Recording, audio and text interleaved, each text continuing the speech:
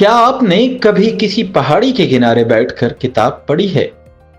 जरा तसव्वुर कीजिए, एक ऐसी लाइब्रेरी जो जमीन के सैकड़ों मीटर गहरे कुदरती गढ़ है, यानी सिंक होल के बिल्कुल किनारे पर बनी हो।